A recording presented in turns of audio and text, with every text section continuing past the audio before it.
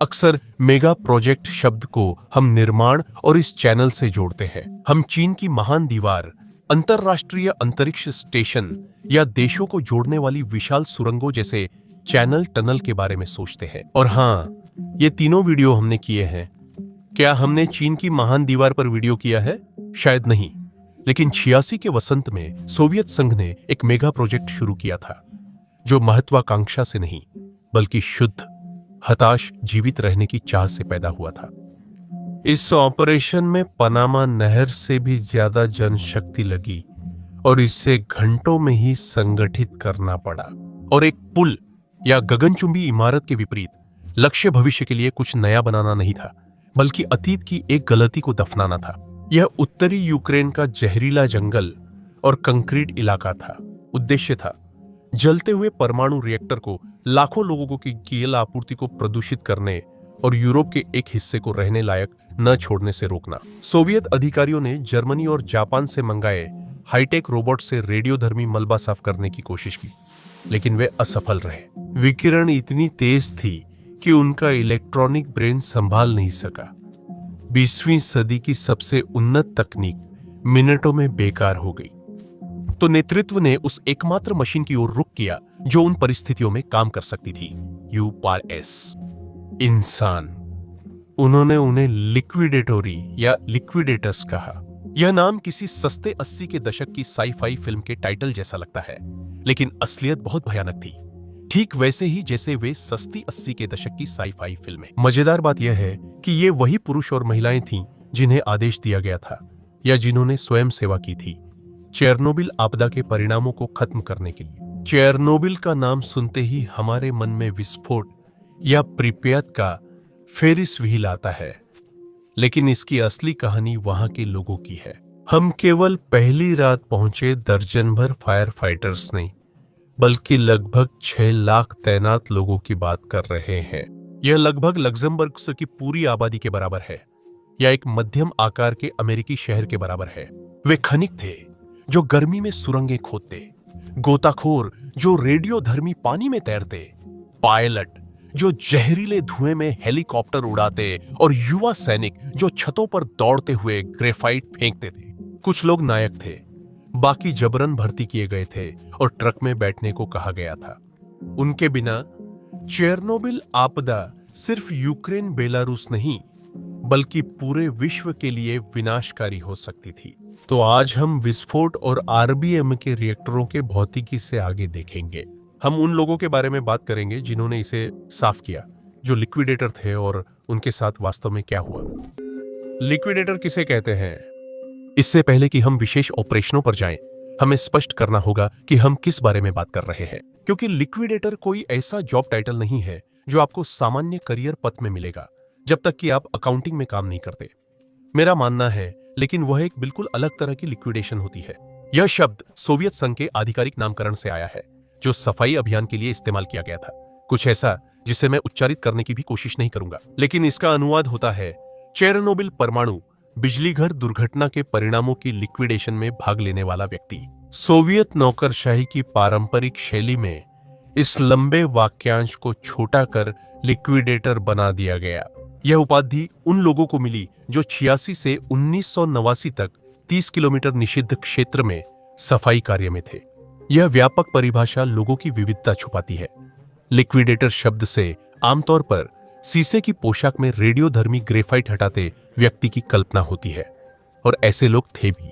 वे हिमखंड की नोक थे, पहले उत्तरदाता संयंत्र कर्मचारी और दमकल कर्मी थे जिन्होंने आपदा की रात आग पर काबू पाया। वे सबसे प्रसिद्ध समूह हैं, और दुखद रूप से वही लोग हैं जिन्होंने सबसे अधिक तात्कालिक विकिरण की खुराक झेली। फिर सेना आई। सोवियत संघ ने बड़े पैमाने पर अपनी सशस्त्र सेनाओं को तैनात किया। हजारों युवा भर्ती सैनिक, जिनमें रासायनिक या सामान्य पैदल सेना के थे, लाए गए। ये 18-19 साल के युवा विकिरण को कम समझते थे। भौतिकी का इस्तेमाल हर चीज के लिए किया गया, चाहे वह श्रम कार्य हो, पहरेदारी हो, या छतों पर डरावने बायो रोबोट काम हो। विशेषज्ञों के साथ सोवियत संघ ने बेहतरीन हेलीकॉप्टर पायलट बुलाए, जिन्होंने खुले कोर पर कई उड़ानें भरकर रेत, सीसा और बोरोन गिराया। उन्होंने डोनेट्स्क और तुला से सैकड़ों कोयला खनिक बुलाए, ताकि पिघलते रिएक्टर के नीचे कूलिंग टनल खोदी जा सके। वहां निर्माण कार्यकर्ता स्टील बीम वेल्ड कर रहे थे और इंजीनियर सुरक्षात्मक संरचनाएं डिजाइन कर रहे थे। इस सेना को नागरिकों का सहारा मिला। सैकड़ों हजार श्रमिकों के समर्थन के लिए बुनियादी ढांचा जरूरी था। ड्राइवर, रसोइये, डॉक्टर, नर्सें और किसान डिकंटेमिनेशन में जुटे थे। वे सड़कें धो रहे, मिट्टी दफना रहे और सैनिकों को खाना खिला रहे थे। वे सभी लिक्विडेटर थे, पर संख्या कितनी थी? ठीक है, दुर्घटना के बाद की अफरा तफरी, सोवियत संघ की गोपनीयता और कुछ साल बाद संघ के पतन के कारण रिकॉर्ड अधूरे हैं। विश्व स्वास्थ्य संगठन और परमाणु विकिरण के प्रभावों पर संयुक्त राष्ट्र वैज्ञानिक समिति जैसे अंतरराष्ट्रीय संगठन आमतौर पर एक आंकड़ा बताते हैं। शुरुआती वर्षों में 5 से 6 लाख रिकवरी वर्कर्स शामिल थे, जिन्हें अलग अलग मात्रा में विकिरण मिला। लिक्विडेटर्स को मिली औसत प्रभावी डोज आमतौर पर करीब 120 मिलीसीवर्ट विकिरण मानी जाती है। संख्या अमूर्त हो सकती है, तो चलिए इसे समझने की कोशिश करते हैं। एक सामान्य छाती एक्सरे लगभग 1 मिलीसीवर्ट देता है, जबकि औसत लिक्विडेटर को 1200 एक्सरे के बराबर डोज मिली। यह सोचिए, अगर आपने जीवन के सभी मेडिकल स्कैन, डेंटल चेकअप, हर एक्सरे और सीटी स्कैन एक ही साल में करवा लिए हों। यह तो सिर्फ औसत है। कई कामगारों को इससे ज्यादा डोज और कुछ को घंटों में जानलेवा डोज मिली। हालांकि हमें इन आंकड़ों में एक काला नोट भी जोड़ना है। इंटरनेशनल रेडिएशन प्रोटेक्शन एसोसिएशन के अनुसार सिर्फ 2-3% लिक्विडेटर्स के पास ही व्यक्तिगत डोसीमीटर था। इन 1 लाख लोगों में से विशाल बहुमत के लिए जब तक वे वहां काम करते रहे, उनके आधिकारिक रिकॉर्ड में दर्ज आंकड़े बाद में अनुमान के आधार पर बनाए गए थे, जो इस बात पर निर्भर थे कि वे कहां और कितने समय तक काम कर रहे थे। कई मामलों में ये आंकड़े शायद केवल अंदाजे से लगाए गए थे, या सबसे बुरी स्थिति में इन्हें प्रशासनिक रूप से इस तरह बदला गया था कि वे आधिकारिक सुरक्षा सीमा के भीतर रहे। सोवियत संघ में आपदा के बाद 5 लाख लोगों की जरूरत क्यों पड़ी? यह समझने के लिए हमें उस गड़बड़ी को देखना होगा जिसे साफ करने वे भेजे गए थे। हमें दुर्घटना तेजी से बढ़ानी थी, क्योंकि लिक्विडेटर्स को सिर्फ परिणाम मैटर्ड, कारण नहीं। यह 23 बजे शुरू हुआ, 26 अप्रैल 1986 को। रिएक्टर 4 के कंट्रोल रूम के अंदर एक सामान्य सुरक्षा परीक्षण भयानक रूप से गलत हो गया। हम जेनॉन पॉइजनिंग और कंट्रोल रॉड चैनलों की गहराई में नहीं जाएंगे। आरबीएम के 1000 रिएक्टर में पॉजिटिव वॉइड कोएफिशिएंट नामक घातक डिजाइन खामी थी। सरल शब्दों में, रिएक्टर ठंडा करने का पानी भाप बनने पर पावर आउटपुट घटने की बजाय बढ़ जाती थी। अस्थिर डिजाइन में मानवीय गलतियां और निष्क्रिय सुरक्षा जुड़ने पर बेकाबू न्यूक्लियर चेन रिएक्शन होती है। नतीजतन 2 तेज धमाके हुए, जिनसे 2000 टन की शील्ड भी उड़ गई। रिएक्टर का भारी कंक्रीट और स्टील का ढक्कन ऊपर से पूरी तरह उड़ गया। जैसे सिक्का पलटता है, वैसे ही वह पलट गया। उसने इमारत की छत उड़ा दी और रिएक्टर का सारा मलबा रात के आसमान में बिखेर दिया। ईंधन की छड़ें, कंक्रीट और सबसे महत्वपूर्ण ग्रेफाइट मॉडरेटर के ब्लॉक पूरे परिसर में बिखर गए। और यही मुख्य बात है, वह ग्रेफाइट बेहद रेडियोधर्मी था। वह ग्रेफाइट सालों से एक सक्रिय न्यूक्लियर कोर के अंदर पड़ा था, और अब वह आम मलबे की तरह जमीन पर बिखरा हुआ था। यही था वहां का माहौल। पहले उत्तरदाता पास ही चले गए। प्रिप्यात एक आधुनिक सोवियत शहर था, जिसमें लगभग 50,000 लोग रहते थे, और यह सिर्फ 3 किलोमीटर दूर था। 26 अप्रैल की सुबह जिंदगी सामान्य रूप से चल रही थी। रिएक्टर से उठता धुआं बालकनियों से साफ दिखाई दे रहा था, लेकिन किसी को नहीं पता था कि जिस हवा में वे सांस ले रहे हैं, उसमें आयोडीन 131 और सीजियम 137 मिला हुआ है। सोवियत अधिकारियों ने निकासी का आदेश देने में 36 घंटे लगाए। 27 अप्रैल दोपहर तक 1200 बसें निवासियों को ले जाने के लिए तैयार थीं। कहा गया था यह अस्थायी है, सिर्फ 3 दिन के लिए, लेकिन ज्यादातर लोग अपने घर लौट नहीं पाए। आने वाले दिनों में निकासी क्षेत्र 30 किलोमीटर तक बढ़ा, जिससे 1 लाख से ज्यादा लोग विस्थापित हुए। इस बीच सोवियत सरकार ने वही किया जो वह सबसे अच्छा जानती थी। उसने सच को छुपाने की कोशिश की। नागरिकों में घबराहट फैलने से रोकने के लिए टेलीफोन लाइनें काट दी गईं। राज्य मीडिया ने घटना को कमतर बताया और प्रचार पोस्टर में विदेशी एजेंटों व पश्चिमी दुष्प्रचार को दोषी ठहराया। लेकिन आप छुप नहीं सकते, रिएक्टर कोर खुले में जल रहा था और विकिरण का बादल स्कैंडिनेविया की ओर जा रहा था। दुनिया को पता था और क्रेमलिन को समझ आ गया था कि अगर वे ज्वालामुखी नहीं रोकते तो प्रदूषण लाखों लोगों की जल आपूर्ति और सोवियत संघ के बड़े हिस्से को रहने लायक नहीं छोड़ता। जब रिएक्टर अब भी जल रहा था और विकिरण बाहर निकल रहा था तो सोवियत नेतृत्व ने अपने सबसे भरोसेमंद साधन मानव शक्ति का सहारा लिया और तभी लिक्विडेटर्स आना शुरू हुए। पहला चरण, शुरुआती दिन। पहले लिक्विडेटर्स जबरन भर्ती किए गए लोग नहीं थे। गांवों से ट्रकों में लाए गए ये वही लोग थे जो पहले से ड्यूटी पर थे और प्रिप्यात और खुद प्लांट की स्थानीय फायर ब्रिगेड के सदस्य थे। पहुंचने वाली पहली टीमों की कमान लेफ्टिनेंट व्लादिमीर प्रविक और विक्टर किबानोक के पास थी। दोनों की उम्र 23 साल थी। उन्होंने अपनी टीमों को रिएक्टर बिल्डिंग की ओर यह सोचकर नेतृत्व किया कि वे सामान्य औद्योगिक आग बुझा रहे हैं। टरबाइन हॉल की छत बिटुमेन से ढकी हुई थी, जो एक तार जैसा पदार्थ है, और बाहर निकले मलबे से उसमें आग लग गई थी। धुआं घना और जहरीला था, लेकिन जलती हुई तार के साथ उसमें अजीब काले ब्लॉक भी मिले हुए थे। बाद में बचे हुए लोगों ने याद किया कि उन्होंने अपनी पाइप चलाने के लिए इन ब्लॉकों को रास्ते से हटाकर लात मारी थी। वे गर्म थे और उनमें एक अजीब सी भीतरी चमक दिखाई दे रही थी। ये रिएक्टर कोर से निकले ग्रेफाइट के ब्लॉक थे। कुछ मिनट पहले वे रिएक्टर में परमाणु प्रतिक्रिया नियंत्रित कर रहे थे, अब छत पर पड़े मौत की किरणें फैला रहे थे। फायर फाइटर्स पर गामा और न्यूट्रॉन विकिरण का खतरा था, फिर भी वे लगातार काम करते रहे। वे शीशे के सूट नहीं पहने हुए थे, वे कैनवास की जैकेट, सामान्य हेलमेट और रबर के जूते पहने हुए थे। कुछ लोग ड्यूटी पर नहीं थे, जल्दी पहुंचे और शर्ट या जैकेट में थे। 30 मिनट में वे लड़खड़ाने लगे। उन्होंने अपने मुंह में धातु जैसा स्वाद महसूस होने की शिकायत की, जो कि उच्च विकिरण के संपर्क का एक क्लासिक लक्षण है, क्योंकि हवा खुद आयनित हो जाती है। फिर मतली आई, फिर उल्टी, एक एक करके। वे धुएं से नहीं बल्कि केंद्रीय तंत्रिका तंत्र के शॉर्ट सर्किट होने से गिरे। फायर फाइटर आग बुझा रहे थे, जबकि कंट्रोल रूम में एक अलग लड़ाई चल रही थी। वरिष्ठ इंजीनियरिंग स्टाफ को यकीन ही नहीं हो रहा था कि रिएक्टर खत्म हो चुका है। उनकी ट्रेनिंग ने उन्हें बताया था कि एक आरबीएम के रिएक्टर एक किला है, यह बस यूं ही फट नहीं सकता। जब जूनियर स्टाफ ने रिपोर्ट दी कि रिएक्टर हॉल से आसमान दिख रहा है, तो उन्हें बताया गया कि वे भ्रमित या गलत हैं। इस भ्रम के बावजूद वहां पेशेवर वीरता दिखी। ऑपरेटर और इंजीनियर जिन्होंने गड़बड़ी महसूस की, अपनी जगह डटे रहे।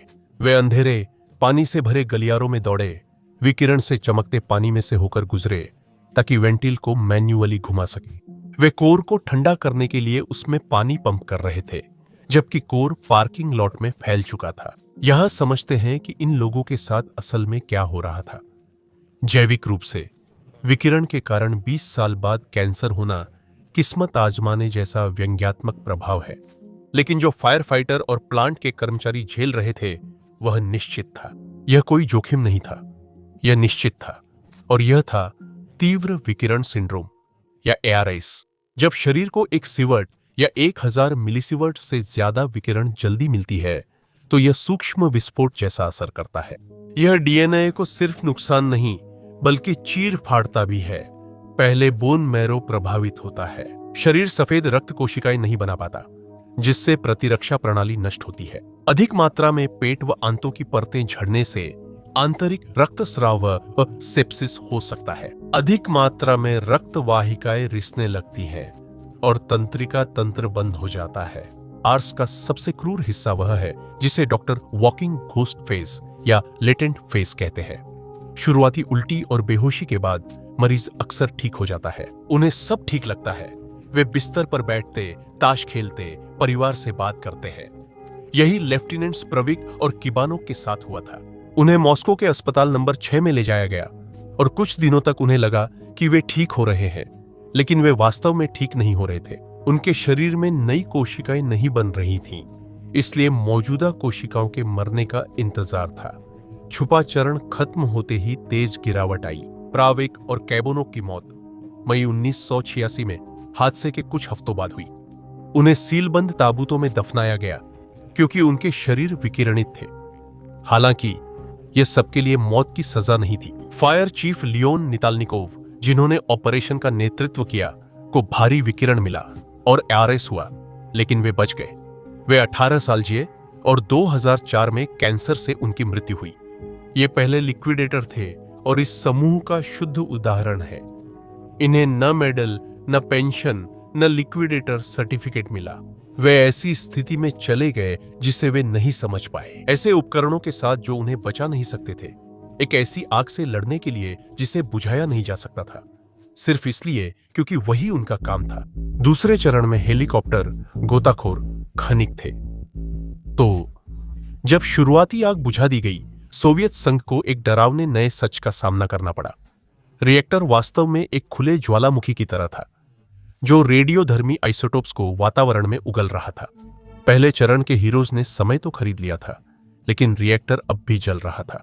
इसे रोकने के लिए सोवियत नेतृत्व ने 3 तरफा हमला किया और पहले आग पर काबू पाने को प्राथमिकता दी। सोवियत एयरफोर्स ने दूसरे से 10वें दिन तक खुले रिएक्टर कोर के ऊपर 1800 से ज्यादा उड़ानें भरी। योजना कच्ची लेकिन बड़ी थी। वे रिएक्टर पर बमबारी कर उसे नियंत्रित करना चाहते थे। उन्होंने Mi-8 और Mi-26 हेलीकॉप्टरों में आग बुझाने को रेत, रिसाव रोकने को मिट्टी, विकिरण सोखने को सीसा और न्यूक्लियर रिएक्शन रोकने को बोरॉन डाली। उन्होंने करीब 5000 टन सामग्री गिराई। पायलट रेडियोधर्मी धुएं में बहुत नीची उड़ान भर रहे थे, जिससे इलेक्ट्रॉनिक्स खराब हो सकते थे और विकिरण कॉकपिट में आ रहा था। खुद को बचाने के लिए उन्होंने सीटों के नीचे शीशे की चादरें बिछाईं, पर यह काफी नहीं था। इतिहासकार मानते हैं कि अधिकतर गिराए गए सामान लक्ष्य से चूक गए थे। जलते हुए कोर से उठती गर्म हवा इतनी शक्तिशाली थी कि उसने रेत और शीशे को एक तरफ धकेल दिया, जिससे वे बेकार होकर आसपास के मलबे पर जमा हो गए। लेकिन उस समय उनके पास यह जानने का कोई तरीका नहीं था, इसलिए वे बस उड़ते रहे। जब पायलट ऊपर आग से लड़ रहे थे, तब एक और भी खतरनाक खतरा छुपा हुआ था। नीचे रिएक्टर वेसल के नीचे 2 स्तर के बबलर पूल थे, जो सामान्य दुर्घटना में भाप दबाने के लिए बने हैं। लेकिन यह सामान्य दुर्घटना नहीं थी। डर था कि पिघला कोरियम फर्श पिघलाकर पानी से टकराएगा और भाप विस्फोट करेगा। गणनाओं से पता चला कि यह विस्फोट बाकी रिएक्टरों को भी नष्ट कर रेडियोधर्मी गिरावट पूरी दुनिया में फैला सकता है। पानी निकालना जरूरी था, लेकिन वाल्व अंधेरे। रेडियोधर्मी बेसमेंट में पानी के नीचे थे। यह चेरनोबिल सुसाइड स्क्वाड की उत्पत्ति की मिथकीय कहानी है, जिसमें कहा जाता है कि 3 लोगों को मरने भेजा गया था। हकीकत कम नाटकीय पर ज्यादा प्रभावशाली है। 3 प्लांट कर्मचारी अलेक्सी अनोनेंको, वालेरी बेशपालोव और बोरिस बारानोव ने पाइपलाइन जानने के कारण यह काम किया। उन्होंने स्कूबा गियर पहनकर गोता नहीं लगाया, बल्कि वे वेटसूट पहनकर घुटनों तक रेडियोधर्मी पानी में चले और साधारण रेस्पिरेटर का इस्तेमाल किया। वे अंधेरे गलियारों से गुजरे, वाल्व ढूंढे और उन्हें खोला। पानी निकल गया, विस्फोट टल गया और मिथक के विपरीत वे रेडिएशन बीमारी से नहीं मरे। हफ्तों बाद उनमें से 2 आज भी जीवित हैं और तीसरे, बारानोव, ने 2005 तक जीवन जिया। वे आत्मघाती नहीं, कुशल विशेषज्ञ थे, बस काम कर रहे थे। पानी हटने के बाद डर था कि कोर भूजल में जलता चला जाएगा। समाधान था पूरे भवन के नीचे एक विशाल हीट एक्सचेंजर, एक अलग लिक्विड नाइट्रोजन कूलिंग प्लेट बनाना।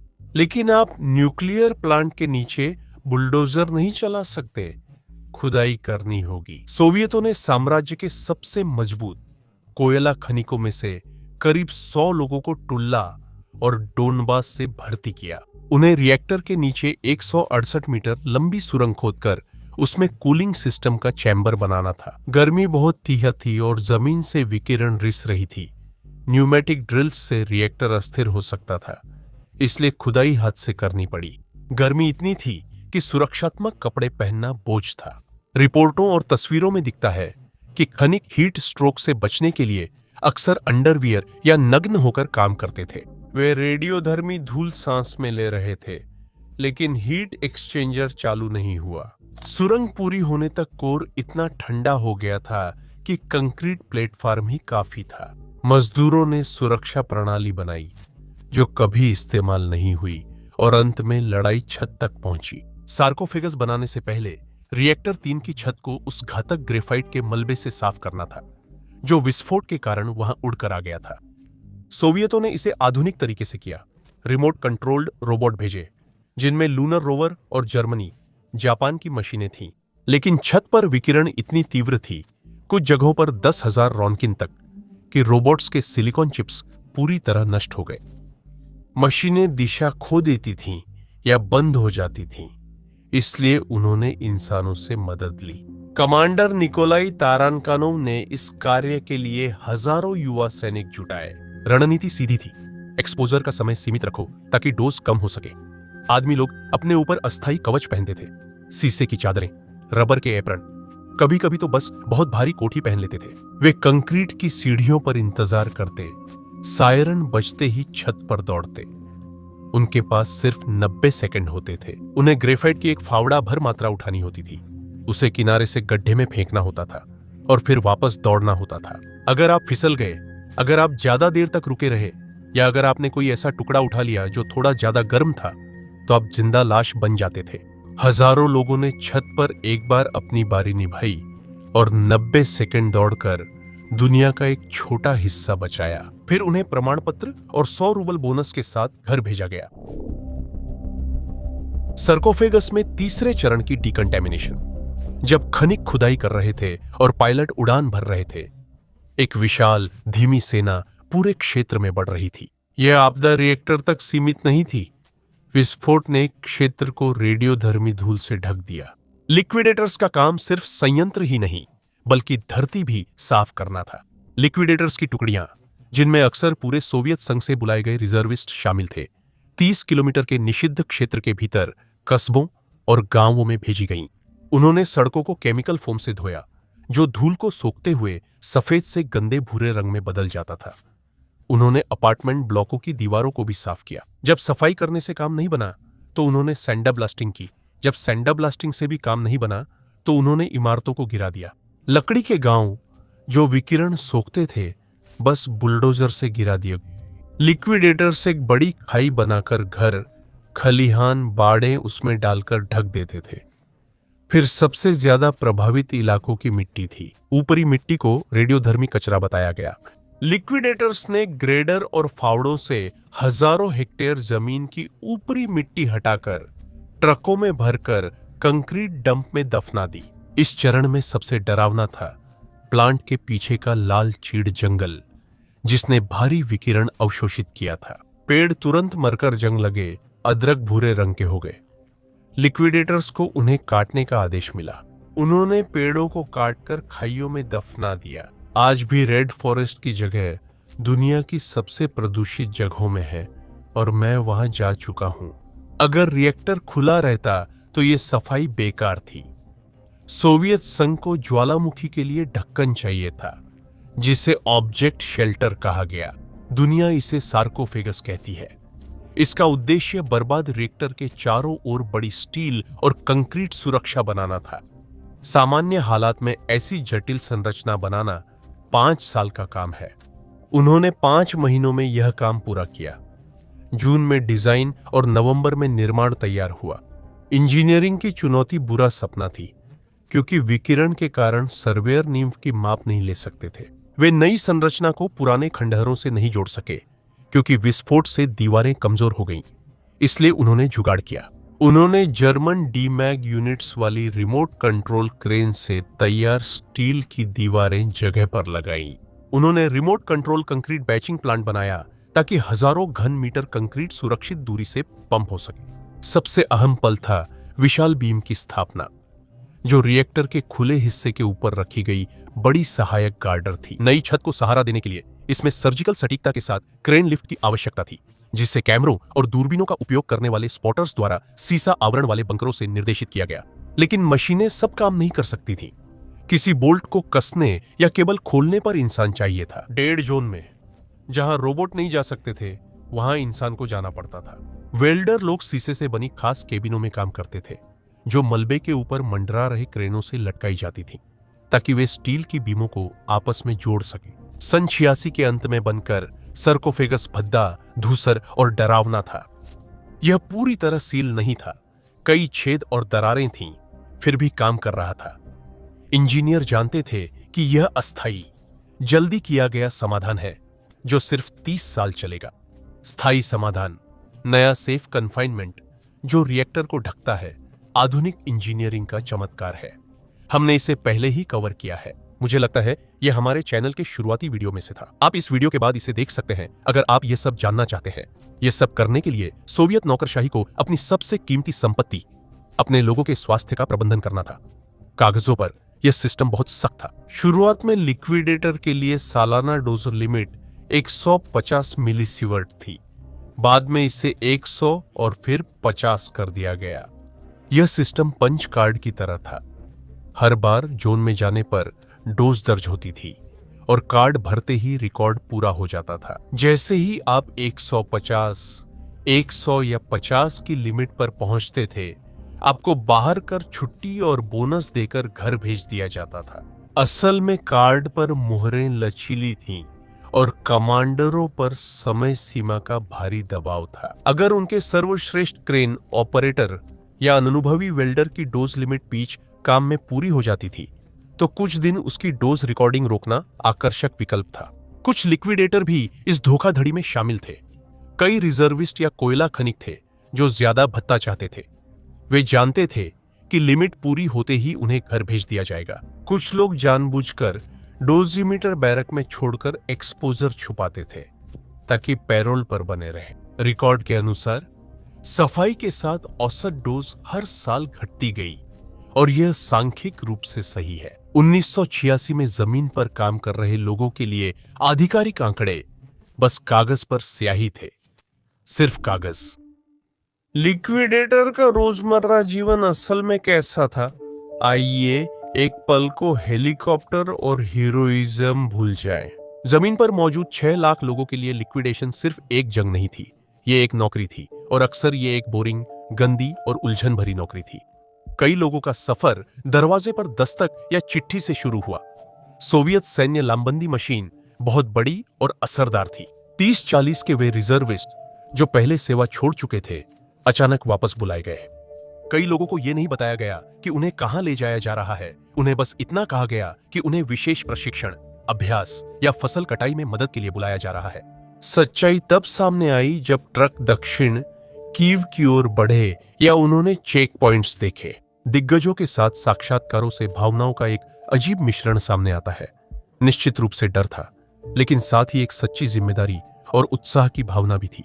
शीत युद्ध की पीढ़ी महान देशभक्ति युद्ध की कहानियों पर पली थी।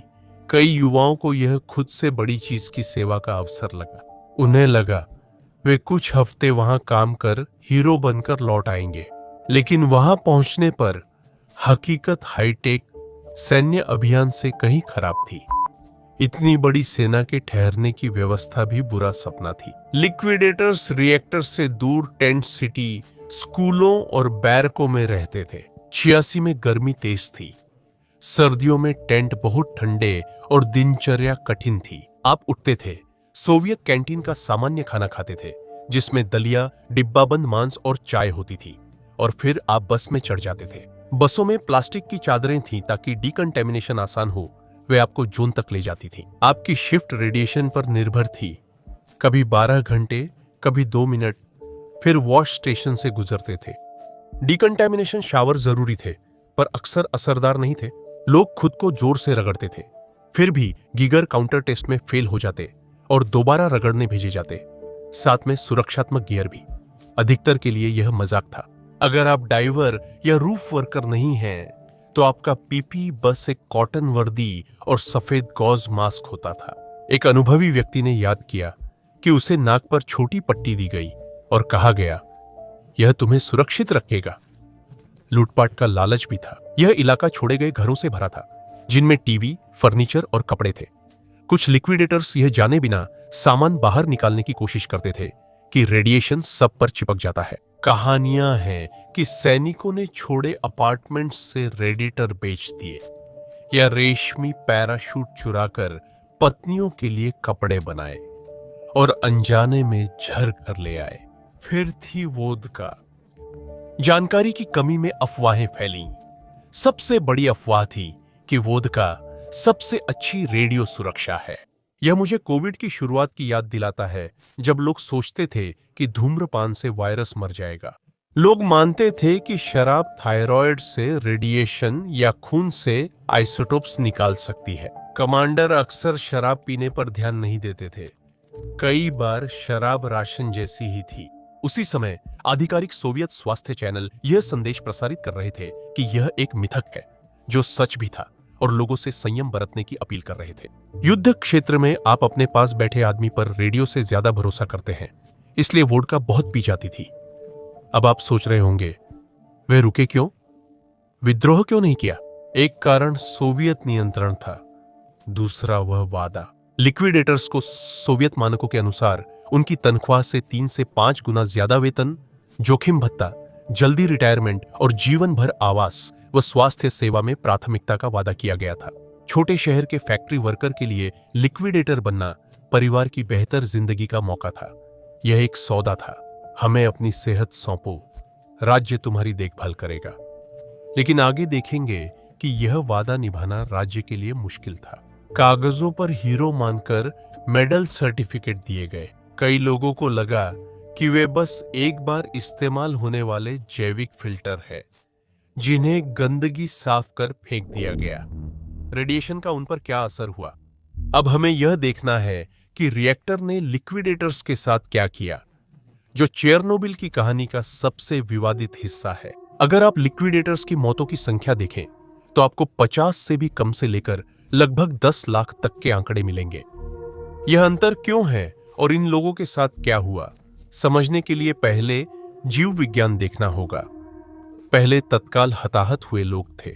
ये वही लोग थे जिनके बारे में हमने पहले बात की थी, फायर फाइटर और प्लांट के कर्मचारी, जिन्होंने भारी मात्रा में निश्चित खुराकें झेली थी। सोवियत रिकॉर्ड के अनुसार 1986 में 8 लोग तीव्र विकिरण सिंड्रोम से मारे गए। आने वाले वर्षों में कुछ लोग कमजोर शरीर के कारण दिल की विफलता या संक्रमण से मारे गए। इनके लिए नुकसान संभावना नहीं, बल्कि शारीरिक चोट था। हड्डियों का गूदा घुला, त्वचा जलकर उतर गई। यह बहुत ही क्रूर था। यह तुरंत हुआ, यह नकारा नहीं जा सकता था। लेकिन 1 लाख लिक्विडेटरों में से अधिकांश के लिए विकिरण ने उन्हें नहीं मारा। कुछ हफ्तों में यह शांत खेल खेला। औसत लिक्विडेटर को लगभग 120 मिलीसीवर्ट की खुराक मिली, जो एक भारी खुराक है, पृष्ठभूमि विकिरण से सैकड़ों गुना अधिक। लेकिन यह तीव्र विकिरण सिंड्रोम ARS का कारण बनने के लिए पर्याप्त नहीं है। इसके बजाय यह धीमे जहर की तरह काम करता है, DNA की स्ट्रैंड्स और व्यक्तिगत कोशिकाओं को नुकसान पहुंचाता है। ल्यूकेमिया इसका पहला संकेत था, क्योंकि हड्डी की मज्जा की रक्त कोशिकाएं विकिरण के प्रति संवेदनशील होती है। रक्त कैंसर आमतौर पर कुछ ही वर्षों के भीतर सबसे पहले सामने आते हैं। लिक्विडेटर्स पर किए गए अध्ययनों में सामान्य जनसंख्या की तुलना में ल्यूकेमिया की दरों में स्पष्ट सांख्यिकीय रूप से महत्वपूर्ण वृद्धि देखी गई है। फिर ठोस कैंसर होते हैं, जैसे थायराइड, फेफड़ों या पेट में ट्यूमर। इन्हें विकसित होने में दशकों लग जाते हैं और यहीं पर विज्ञान थोड़ा जटिल हो जाता है। कैंसर 6 लाख लोगों के किसी भी समूह में एक आम बीमारी है। हजारों लोग स्वाभाविक रूप से कैंसर विकसित करेंगे। चेरनोबिल के बिना भी विकिरण से हुए और प्राकृतिक कैंसर में फर्क व्यक्ति के लिए असंभव है। यह सिर्फ आंकड़ों से पता चलता है। विश्व स्वास्थ्य संगठन जैसी प्रमुख संस्थाओं के अनुसार लिक्विडेटर्स में विकिरण से कुछ हजार अतिरिक्त कैंसर मौतें हो सकती हैं। लेकिन यह सिर्फ एक पहलू है। स्वतंत्र शोधकर्ता और गैर सरकारी संगठन कहते हैं कि यह मॉडल बहुत रूढ़िवादी है। वे इस तथ्य की ओर इशारा करते हैं कि कई लिक्विडेटर्स युवा पुरुष थे, जिन्हें सामान्य से कहीं अधिक और जल्दी मोतियाबिंद यानी आंखों के लेंस का धुंधला होना हुआ, जो विकिरण के संपर्क का एक जाना पहचाना संकेत है। कई वर्षों तक ध्यान लगभग पूरी तरह से कैंसर पर ही केंद्रित रहा। लेकिन जैसे जैसे लिक्विडेटर्स की उम्र बढ़ी, डॉक्टरों ने कुछ और भी देखा। वे खतरनाक दर से दिल के दौरे और स्ट्रोक से मर रहे थे। शुरुआत में इसे तनाव या जीवन शैली मानकर अनदेखा किया गया। यहां धूम्रपान और शराब आम है। लेकिन हाल ही के अध्ययनों से पता चला है कि विकिरण हमारे सोचने से कहीं ज्यादा हृदय प्रणाली को नुकसान पहुंचाता है। यह रक्त वाहिकाओं में सूजन से एथेरोस्क्लेरोसिस यानी धमनियों का सख्त होना होता है। लेकिन अगर आप उन पूर्व सैनिकों या डॉक्टरों से बात करें जो उनका इलाज करते हैं, तो वे आपको बताएंगे कि सबसे बड़ी स्वास्थ्य समस्या न तो कैंसर थी और न ही हृदय रोग, असली समस्या दिमाग में थी। लिक्विडेटर्स में post traumatic stress disorder, depression और चिंता की दरें बेहद ज्यादा है। इसका एक हिस्सा शारीरिक है। कुछ शोधों के अनुसार उच्च विकिरण संज्ञानात्मक कार्यक्षमता को प्रभावित कर सकता है, पर अधिकतर प्रभाव मनोवैज्ञानिक है। कल्पना कीजिए कि आप 20 साल के हैं और राज्य आपको हीरो कहता है, लेकिन समाज आपको चलता फिरता प्रदूषक मानता है। कई लिक्विडेटर्स को घर लौटने पर कलंक का सामना करना पड़ा। लोग उन्हें काम पर रखने या उनके पास बैठने से भी डरते थे। गलत तरीके से सोचते थे कि वे संक्रामक हैं। वे हमेशा डरते थे कि सिरदर्द या खांसी उनके अंत की शुरुआत हो सकती है। विश्व स्वास्थ्य संगठन इसे चेरनोबिल की पंगु बना देने वाली नियति मानता। इस मानसिक बोझ से शराबखोरी, आत्महत्या और बेरोजगारी बढ़ी। अब सवाल है, मरने वालों की कुल संख्या कितनी है? अगर आप विश्व स्वास्थ्य संगठन और इंटरनेशनल एटॉमिक एनर्जी एजेंसी सुने, यह आंकड़ा अक्सर 4000 तक समय से पहले होने वाली मौतों के रूप में बताया जाता है, जो सबसे अधिक प्रभावित आबादी में शामिल हैं, जिनमें लिक्विडेटर और निकाले गए लोग शामिल हैं। ग्रीन पीस या यूनियन ऑफ कंसर्न साइंटिस्ट जैसे समूहों के अलग अलग मॉडल के अनुसार वैश्विक हताहतों की संख्या दसियों हजार से लेकर लगभग 10 लाख तक हो सकती है। इस संख्या पर सहमति मुश्किल है। डेटा बिखरा और रिकॉर्ड अधूरे हैं, मगर सच्चाई समझने को सटीक संख्या जरूरी नहीं। हम जानते हैं कि लाखों लोग इसकी चपेट में आए और हजारों की कम उम्र में मौत हो गई। स्मृति, राजनीति और पहचान। दशकों तक लिक्विडेटर्स एक ऐसा समूह था जो परछाइयों में मौजूद था। निजी तौर पर सम्मानित किया जाता था, लेकिन सार्वजनिक रूप से अक्सर अनदेखा कर दिया जाता था। समय के साथ उनकी विरासत भौतिक रूप लेने लगी। आज चेरनोबिल फायर स्टेशन पर एक स्मारक है। यह कोई सोवियत ओबेलिस्क नहीं, बल्कि थके हुए दमकल कर्मियों की खुद बनाई गई मूर्ति है। सबसे प्रसिद्ध श्रद्धांजलि पावर प्लांट की प्रशासनिक इमारत के पास है, जो परमाणु आग से जूझते लिक्विडेटर्स के समूह को दर्शाती है। शिलालेख है उनके नाम, जिन्होंने दुनिया बचाई। सैनिक या कर्मचारी को मान्यता एक छोटी लाल बुकलेट और एक मेडल के रूप में मिली। लिक्विडेटर मेडल का डिजाइन आकर्षक है। यह एक रक्त बूंद है जो जीवन के बलिदान का प्रतीक है, और इससे 3 रेखाएं गुजरती हैं जो अल्फा, बीटा व गामा विकिरण दर्शाती है। लंबे समय तक यह बुकलेट एक सुनहरा टिकट थी।